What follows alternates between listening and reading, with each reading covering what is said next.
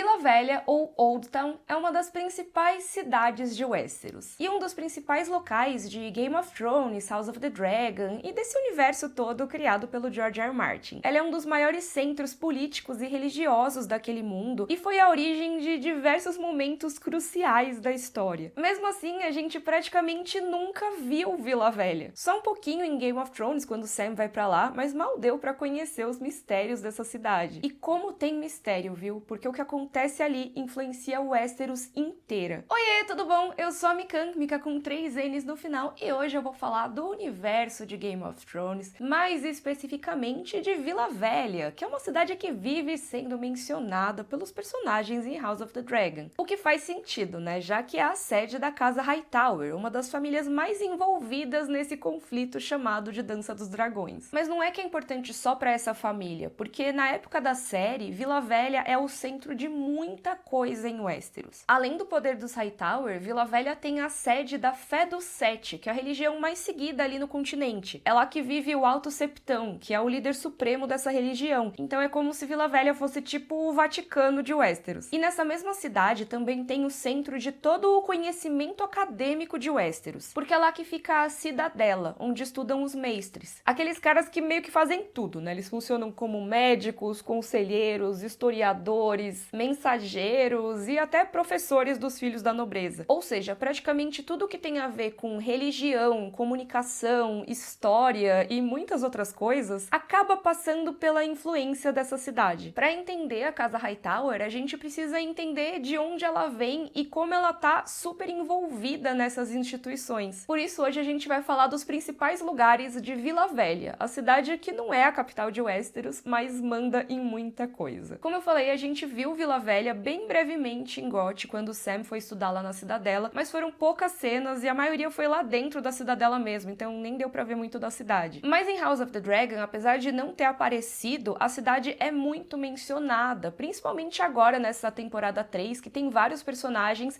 que cresceram lá, como Ormond Hightower ou Daeron Targaryen, que é o filho da Alicent com o Viserys. Também tem uma cena em que o Gwaine Hightower, o irmão da Alicent, conta pro Sir Criston Cole como é subir ali na Torre Alta, que eu já vou falar mais da Torre Alta. Ele fala sobre como é ver o sol nascendo ali em Vila Velha. E os personagens também discutem a importância política dessa cidade. Por exemplo, a Rhaenyra pergunta pro grande mestre Orwell qual é a relação da família Hightower com a Fé dos Sete. E o grande mestre explica que tem essa conexão geográfica, as coisas estão ali no mesmo lugar, e por isso existe uma relação até meio simbiótica entre a Casa Hightower e a religião. Mas também, como mestre, ele mesmo estudou em Vila Velha, assim como o grande mestre Pycelle, que aparece em Game of Thrones, e todos os outros mestres que aparecem nas histórias, porque todos eles têm que estudar na Cidadela, que é em Vila Velha. Tem um capítulo ali no primeiro livro das Crônicas de Gelo e Fogo, em que o grande mestre Pycelle tá conversando com o Ned Stark, e do nada ele começa a se lembrar da juventude dele, da época que ele morava em Vila Velha, de um verão específico de quando ele era jovem, que tinha aqueles dias super quentes, até com o vapor subindo, sabe? E que de noite vinha um baita cheiro de frutas maduras e flores com aroma forte. Não sei como as coisas estão por aí, mas aqui em São Paulo, pelo menos no dia que eu tô gravando esse vídeo, tá um frio danado. Porém, eu tô aqui bem quentinha com a minha wingsuit da Insider, que é a minha companheira nesses dias de inverno. Eu trabalho muito de casa, mas volta e meia eu preciso ir em alguma reunião ou um evento pela manhã, e aí eu só volto no fim do dia. E essa época é complicada porque de manhã tá frio, aí esquenta à tarde e depois esfria tudo de novo. Então fica difícil administrar as camadas de roupa, né? Mas as peças da Insider são super leves e cabem na bolsa ou na mochila, além de combinar com tudo. E isso sem abrir mão do conforto térmico. Então dá pra usar, por exemplo, a wingsuit com a tech t-shirt de manga longa. Assim eu fico super quentinha e sem aquela sensação abafada, sabe? No site da Insider tem um monte de opções perfeitas pro inverno, tanto femininas quanto masculinas. E até o fim do mês tá rolando frete grátis acima de determinado valor. É só clicar no link da descrição pra conhecer. E com esse link, o meu cupom de desconto, que é Mikan, com 3 N's no final, como tá escrito aqui na tela, já vai direto pro seu carrinho. Aproveita pra escolher a peça que vai te acompanhar nesse inverno. Muito obrigada a Insider por patrocinar esse vídeo e bora continuar. Vila Velha fica ali no canto sudoeste de Westeros, na foz do rio Vinho-Mel, que é o Honey Wine, em um lugar chamado Enseada dos Murmúrios. Amei esse nome. É a cidade mais rica de todo o continente e em população é a segunda colocada, perdendo só pra Porto Real. E também é a cidade mais antiga de Westeros. Quem diria que a cidade que chama Vila Velha é velha? velha, né? Mas